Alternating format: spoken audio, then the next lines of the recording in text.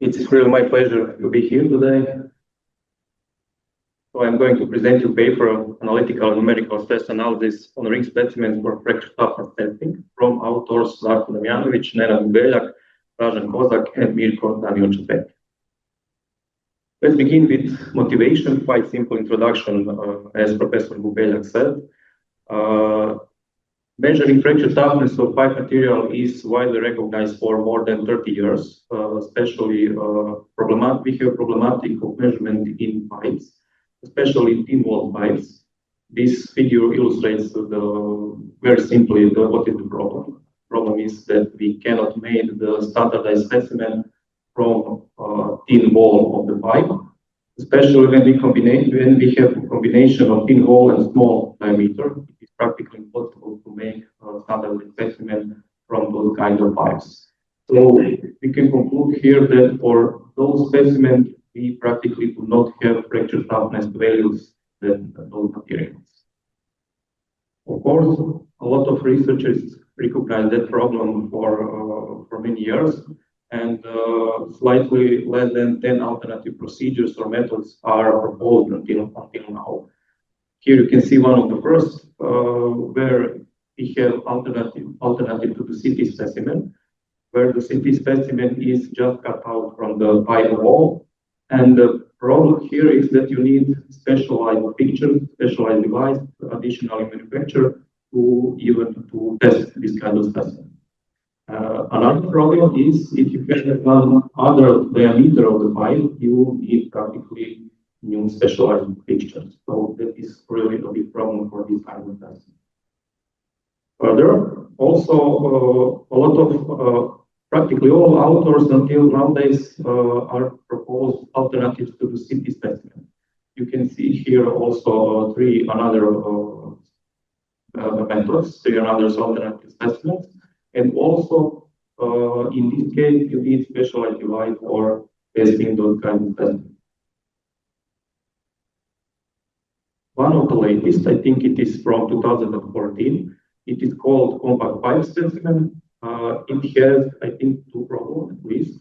The first one is again that you need the specialized fixtures for testing it. And the other one, which is more important, is that it simulates the transverse crack in pipe. That is not so usual. Of course, as you know, in pipes we almost always have the longitudinal crack. So this is the main problem of this kind of assessment. Besides that, this compact pipe specimen, I think, is also patented. So, okay. There are a few other alternative specimens and procedures also, but we can conclude now that until nowadays there is practically no simple and economically viable procedure to measure fracture toughness of pipe material. So it is still the unsolved problem, and because of that, Professor Gubeljak and Professor Matvienko proposed a pipe ring notch bend specimen. It is also patented in 2015. And the idea is quite simple. You need just, also the production of this kind of specimen is much easier than standardized PE and D specimen, for example. You need just to cut out the specimen from the pipe, make the notches on opposite sides, and practically the specimen is ready for 3-point bending. As far as I know, 2 doctoral dissertations are made on these specimens until now, and we also have further development of this specimen. This is one of the first examination of this kind of specimen. In fact, only ring without notches, where we analyzed only the stress field with very simple approach, and we concluded that we have bending and shear stress, okay, but also torsion, which is presented in the cracked surface. And at that time, we didn't know that this torsion will be practically the big problem for this kind of specimen, right? You can see here why, and the professor also showed the disadvantage of this specimen. Because of that torsion, we have problem of non-uniform crack propagation to the wall thickness. Of course, if the fatigue crack is non-uniform to wall wall thickness, that kind of specimen is not up to table for further testing according to standards. Because of the great potential of this kind of specimen, we decided to try to solve this problem. And we came up with a relatively simple idea. Laser is not working, okay. We came up with a relatively simple idea, as you can see here. We think that using the inclined notch through the wall thickness, we will be able to, let's say, force spread to propagate uniformly through the wall thickness. In fact, we also applied the patent for this through the European Patent Office. It is the PCT patent, which is contracted in 158 states around the world. We are pretty much, I would like to say, sure that this will be a possible solution for non-uniform crack propagation of such kind of specimens, but we have a lot of experiments in front of us to prove that. Regarding the numerical simulation that we made until now, it is quite a common approach. We have symmetry of the ring specimen, so we use only the 1/4 of the model using the two symmetry planes, and all the numerical simulations that I will show you today are set up controlling the displacement and recording the reaction force on the specimen. We tried also to optimize the numerical model. Our aim here is to calculate the stress intensity factors through the wall thickness of the specimen. And because of that, of course, we need 20 node finite elements. If we strategize the whole model with 20 node elements, we have quite a long calculation time. So we decided to make locally only 20 node elements, and all the rest are 8 node elements. With that approach, we drastically reduced the CPU time. And also, we noticed when conducting the experiments, then in the inner surface of the pipe, we have quite a classification on the upper surface of the ring specimen. We decided also to try to take that into account in the numerics also. So we made this kind of approach. Since we are calculating stress intensity factor, of course, we need linear elastic material model, but this part only here on upper surface of the, so in contact zone with the pin, we modeled as elastoplastic material. Of course, the influence here you can see the influence of that plastic zone. We have some classification here, and the most important is here to conclude how much this classification, how much influence of this classification into the stress intensity factor values for the wall thickness, but also to the load line displacement values. Those are shown here. We have 3 curves here. The blue and the orange one are without that upper plastic, elastoplastic material, so those are only the various element types. You can see practically that values for stress intensity factors are the same, so we concluded here that using this approach with two different kind of elements, we gain practically the same results, but the process of time is much less. Very important and very interesting here, the green line shows the result of stress intensity factor for this approach, where we modeled only the contact zone in the upper part of the ring specimen with elastoplastic material. We have here really all values of stress intensity factor.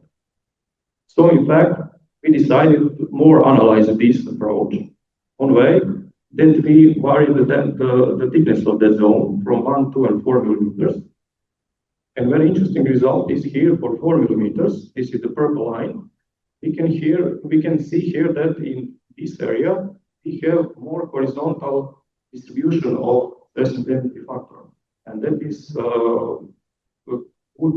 That is a very good option because why? Because that means in some future crack propagation, by fatigue cracking, we will probably have the more uniform crack propagation. We also made some initial simulation of crack propagation, fatigue crack propagation on this particular specimen with those dimensions here, and with inclined notch with angle alpha of 29 degrees. And we can see here that while the crack propagates more and more, it is practically more and more horizontal. So I think that we are on good path to conclude finally that this inclined notch is good for to have at the end the uniform crack propagation with the wall. We also made some initial numerical simulation of inputs of angle of alpha angle, so the notch angle to do wall one displacement, to do force values. And it is concluded here that while angle is bigger, the force is decreasing. Of course, that is because while the angle is bigger, we have a smaller ligament system. Regarding the experiments, we perform such, let's say, big experimental part. We use in total 24 different pipe dimensions. You can see here in the table. We vary the diameter, also diameter of the pipe, and also the wall thickness of the pipe. So 24 different dimensions. And also, in some cases, we choose the pipes with bigger wall thickness. Why? Because from those pipes we can produce also the standardized specimen for fracture toughness testing. So our aim at the end is all this experimental part is now in implementation process. We have no results to present for now, but we will soon. We will have soon. The final goal will be here is one figure from our publication for fatigue and fracture of engineering materials journal, where we compared fracture toughness testing using the PRMB specimen, but which is only notched without fatigue cracking, and the related CMB specimens made from the same pipe. In this paper, we showed that the crack initiation of CMB and PRMB specimens are quite similar, but as already said, very important thing is that here the PRMB was only notched. Within this research, our aim is finally to get the correct comparison between PRMB and the standardized specimen. Using the inclined notch method, the same method, I believe that we will be able to pre-crack PRMB specimens to get uniform crack propagation. So that kind of specimen is applicable for testing according to ASTM standard. It is important that crack propagation to the wall thickness is within 10%. And we will finally have solution. We will finally have the correct comparison of thick pre-cracked PRMB specimen and the standardized specimen made from the same pipe. I think that will be quite a big step for further, let's say, standardization of this kind of specimen and application, let's say, on level. So that is some kind of the final goal of this whole research. That's all for me, so thank you.